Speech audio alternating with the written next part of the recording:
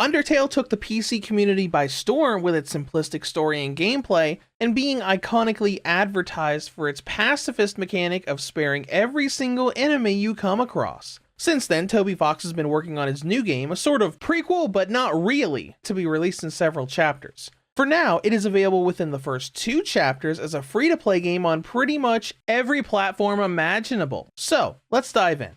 Here is my review of Deltarune Chapters 1 and 2 for the Nintendo Switch. When it comes to story, Deltarune is centered around Chris, a human in the world of monsters. He's taken to school by his adoptive mother Toriel, taught in class under Professor Alphys, and ends up being transported to a magical dark world with his bully friend Susie. Chris must then trek through the dark world and find a way back home to the world of light, and then again in Chapter 2, encountering comical foes along the way. Now the first thing to note is that this story is not canonical to Undertale. Unless Chapters 3 to 7 change this in the future, all of the returning characters that you see here are alternate versions of the ones we know from the original game. Though as its own story, I find it to be pretty comical. I don't like it quite as much as the original game, but so far it's an interesting little saving the world story that has a lot of meta commentary and references to all kinds of media, from Final Fantasy to The Legend of Zelda. It's also just a fun little story filled with comedy. One of the many charms of Undertale was its characters, like Sans throwing around jokes and Papyrus going from trying to kill you to going on a date. And this game is filled with a lot of that.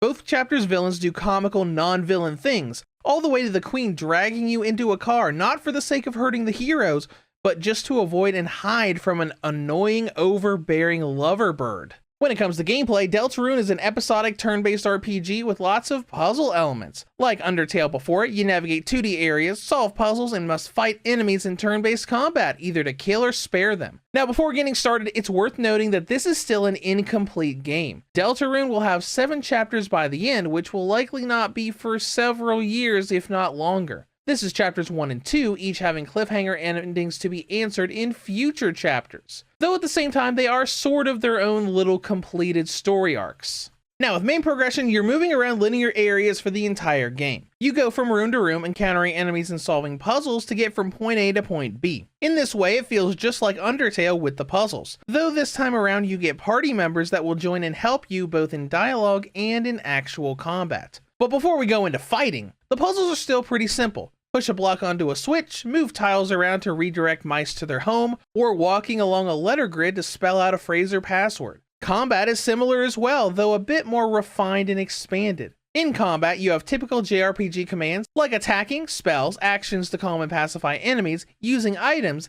and of course, we still have the dodging minigame where you have to move your little heart around in a bullet hell sequence to avoid damage from enemy attacks. But you have party members this time. That means enemies will target different characters, and you have a TP system where you can defend or act to give you points to use skills and spells. This is sometimes just to heal when you're taking a lot of damage, but there's also a separate pacification mechanic built in here. To explain, you can pacify and spare enemies in 2 different ways. Like in Undertale, Chris can talk or do actions to appease enemies and make them vulnerable to being spared. But some will just fall asleep, requiring a separate character like Ralsei to cast a sleep spell on them to spare them in their own way. You can also combine characters and actions as you figure out how to pacify each enemy that you find. The system I find to be pretty good. Not only does the combat look different with the more traditional JRPG style with all characters on screen versus Undertale's first-person view, but there's a lot more to think about as you go through and fight or pacify your opponents. Many people call Deltarune a more refined and just better Undertale, and gameplay-wise, it's hard to argue with that.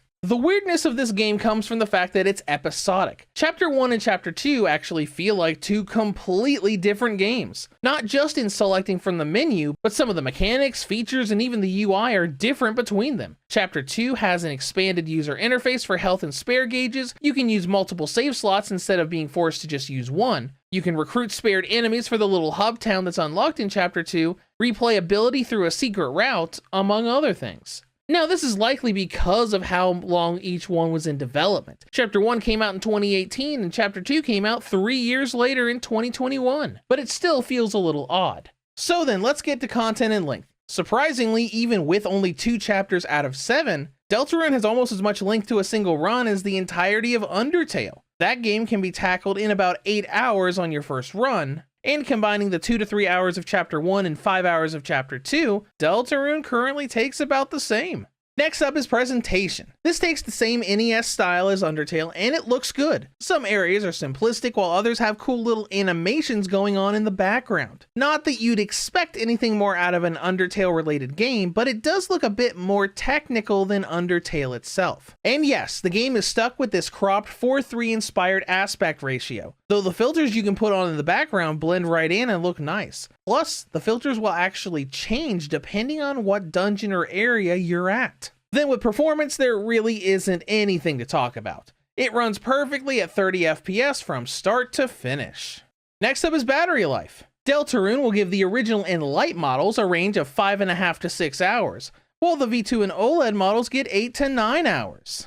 In conclusion, Deltarune's first 2 chapters are a nice bit of RPG to play on the Switch alongside the original Undertale. Now with the downside, it feels a bit weird with each chapter being substantially more developed with features and UI than the first, but it's fun to dive back into that don't kill anyone bullet hell dodge minigame charm that Undertale first threw out to the gaming world all those years ago. Reviews to Go rates Deltarune chapters 1 and 2 for the Nintendo Switch a 9 out of 10. If you have any comments or questions, feel free to leave them below. Thank you for watching and have a great day.